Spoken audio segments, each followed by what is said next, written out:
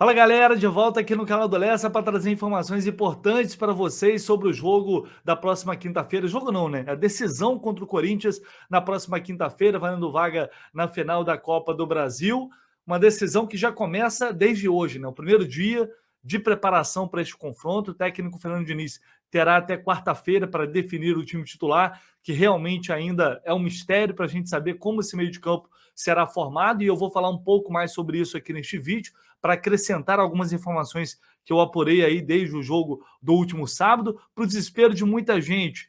Anderson Daronco será o árbitro da partida, né? É um árbitro que não gosta do prestígio da torcida tricolor, com uma certa razão, e eu vou dar minha opinião aqui sobre o Daronco, e também uma coisa muito importante: Felipe Melo vai conceder entrevista coletiva nesta terça-feira no CT Carlos Castilho. Será um sinal de que ele pode estar em campo na quinta-feira?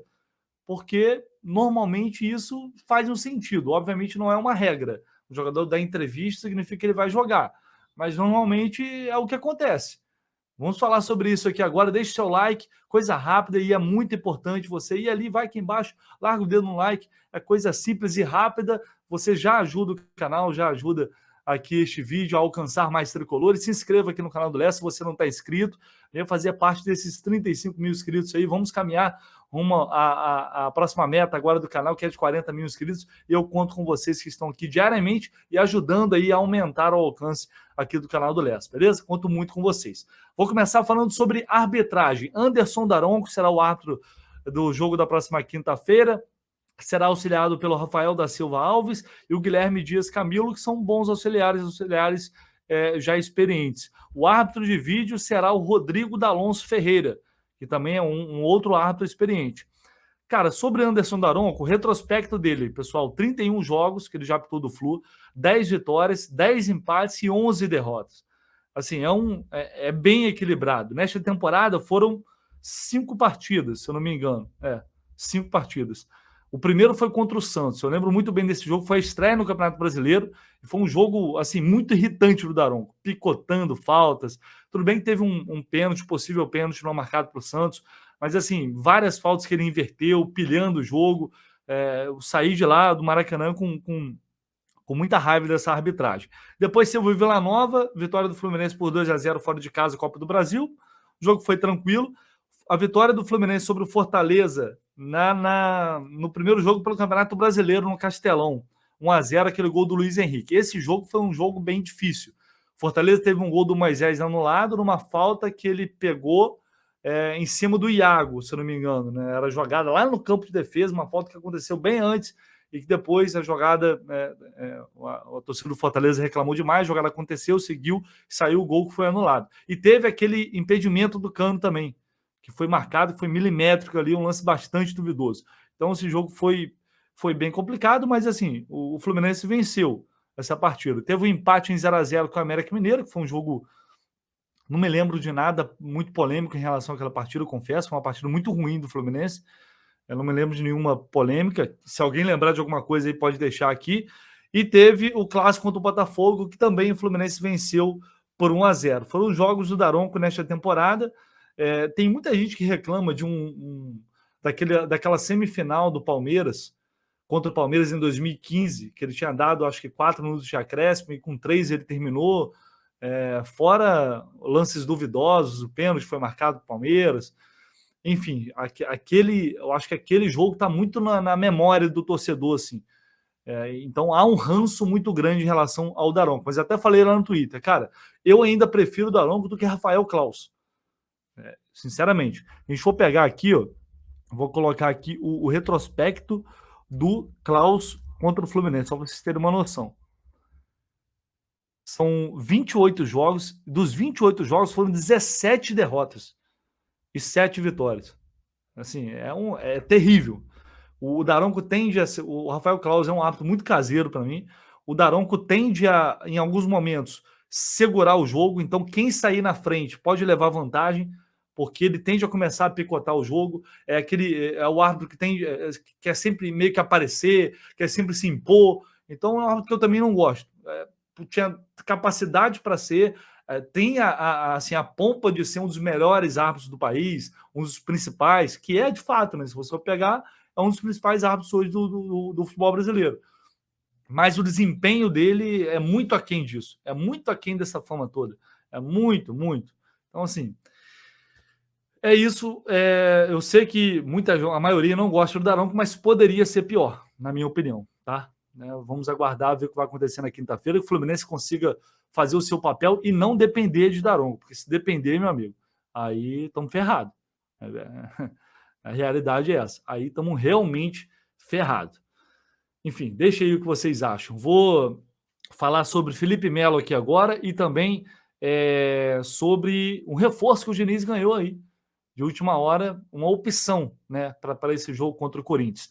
Antes, quero saber se você já está lá fazendo a sua fezinha na BR4Bet, que é a patrocinadora, apoiadora aqui do canal, tá dando uma moral danada aqui pra gente. Então, se você não está na BR4Bet, quer começar aí nesse ramo das apostas esportivas, ainda não conhece nenhuma casa, dê essa chance à BR4Bet. Se você já conhece outras casas, melhor ainda, você vai se adaptar muito fácil. O site é muito simples, muito objetivo e a burocracia é menor possível. Qual é a melhor, o maior atrativo que eu posso trazer aqui para vocês? Que neste link que está aqui no comentário fixado e na descrição do vídeo, você clica ali e vai ter bônus em dobro a partir de R$20. Né? O seu primeiro depósito a partir de R$20 até R$300, você vai ter bônus em dobro aqui no canal do Lessa. Fique atento às regras do bônus. Tem um código aqui também do bônus, tem um código aqui também para você colocar lá e já vai fazendo o seu cadastro para apostar no Fluminense na próxima quinta-feira. Eu sei que é difícil, mas quem tem fé, aposta. Tem vários jogos aí, tem Liga dos Campeões esse meio de semana. Então, assim, vai na BR4Bet e começa a fazer uma rendinha extra, como eu estou fazendo, devagarzinho, aumentando a banca, crescendo. Tem as melhores cotações do mercado, os melhores odds do mercado. Eu tenho certeza que você vai se amarrar lá, tá bom? Vamos que vamos, seguindo aqui.